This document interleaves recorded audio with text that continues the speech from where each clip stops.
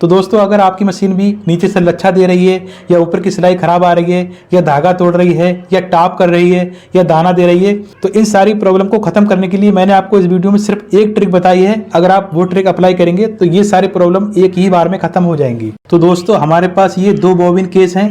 इसमें एक bobbin case umbrella बड़ी मशीन की है और दूसरी बॉबिन केस छोटी मशीन की है, जिसको हम हाफ शटल मशीन बोलते हैं। तो इन बॉबिन केस में कई तरह की प्रॉब्लम हो जाती है, जिसको लेकर बिगिनर्स बहुत ज़्यादा परेशान रहते हैं। कई बार तो ऐसा होता है बॉबिन केस का धागा बहुत ज़्यादा लूज हो जाता है और जब हम ये वाला स्क्रू टाइट करते हैं फिर भी धागा टाइट नहीं हो पाता है। और दूसरी प्रॉब्लम ये भी होती है, कभी कभी धागा यहाँ से फंस कर आता है, यानी कि झटके से आता है, कभी लूज कभी टाइट, इस तरह से, जैसा कि देख सकते हैं इस तरह से आता है।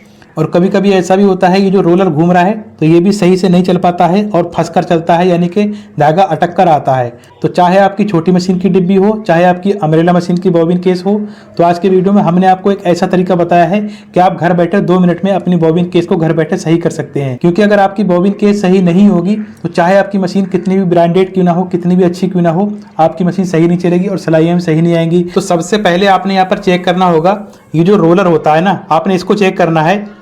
होता क्या है, जब आप रेगुलर सिलाई करते हैं तो मशीन चलते चलते यहाँ पर गहरे गहरे निशान पड़ जाते हैं और ये जो किनारी होती है ये किनारी भी कई बार मुड़ जाती है और यहाँ भी निशान पड़ जाते हैं। तो इससे नुकसान क्या होता है, जब हम रोलर को इस तरह से लगा देते हैं तो रोलर यहाँ पर फंसने लगता है और अटक अटक कर चलता है, तो इस वजह से आपकी सिलाई सही नहीं आती है। तो अगर आपके रोलर पर इस तरह के निशान पड़ गए हैं या जो किनारे मुड़ गई हैं, तो अगर आपके पास नया रोलर है तो आप नया लगा सकते हैं। अगर आपके पास नया नहीं है तो आप किसी फर्श पर इस तरह से इसको घिस सकते हैं। ये देखिए इस तरह से फर्श पर आपने घिसना है। ये देखें, अगर किनारे मुड़ी हुई तो आपने किनारों को भी इस तरह से घिस लेना है। उसके बाद अब आते हैं मेन टॉपिक पर। तो इन सारी प्रॉब्लम को खत्म करने के लिए मैं आपको एक ही ट्रिक बताता हूँ। एक ट्रिक में आपकी ये सारी प्रॉब्लम खत्म हो जाएंगी। तो देखिए हमारे पास ये पेपर पेस्टिंग का टुकड़ा है, जो पेस्टिंग हम कॉलर में लगाते हैं वही पेस्टिंग लेना है आपने। तो देखिए पेस्टिंग का जो बचा हुआ पीस होता है, जो खराब पीस है, तो हमने ये पीस निकाल लेना है एक साइड से। ये देखें जिसमें हम धागा भरते हैं, ये रोलर होता है, इसको हमने क्या करना है, पेस्टिंग के ऊपर इस तरह से रखना है। ये देखें, उसके बाद आपने क्या करना है, इस रोलर के बराबर से आपने एक मार्क करना है। जिस तरह से इसका राउंड शेप दिया गया है ना, इसी राउंड में आपने एक बराबर से मार्किंग कर लेना है। आपको ये वीडियो थोड़ा सा भी पसंद आता हो तो वीडियो को लाइक करके शेयर भी कर देना। अगर आप हमारे चैनल पर पहली बार आए हैं तो सब्सक्राइब भी कर लेना। ये देखें हमने ये निशान लगा दिया है। उसके बाद हमने इस निशान से कट करना है।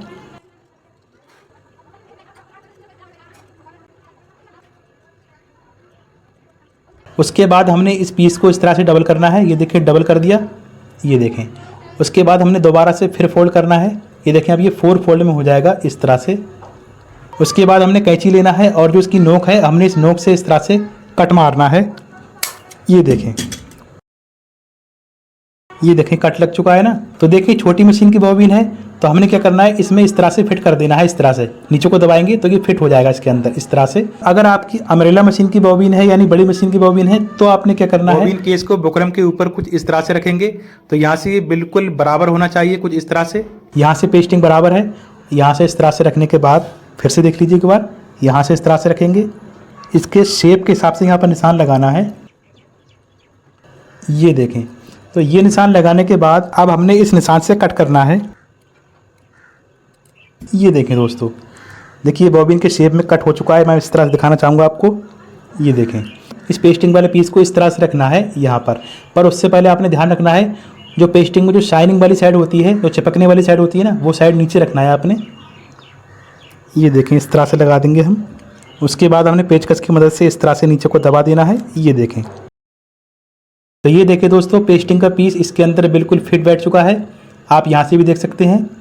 उसके बाद अब ये मैंने पीस क्यों लगाया है वो आप समझ लीजिए। फिर उसके बाद हमने रोलर को इस तरह से लगाना है। तो अब पेस्टिंग के पीस को लगाने से फ़ायदा ये होगा, जो आपका धागा लूज आ रहा था ना वो अब टाइट नहीं होगा, और जो आपका धागा फंस कर आ रहा था, आपकी बॉबिन अटक कर चल रही थी, फंस रही थी, तो वो धागा आपका फंस कर नहीं आएगा और धागा बिल्कुल एक जैसा आएगा। ये देखें बिल्कुल, और लूज टाइट भी नहीं है। ये देखें इस तरह से। तो ऐसा करने से आपकी बॉबिन केस बिल्कुल सही हो जाती है और ये सारी प्रॉब्लम एक ही बार में ख़त्म हो जाती है।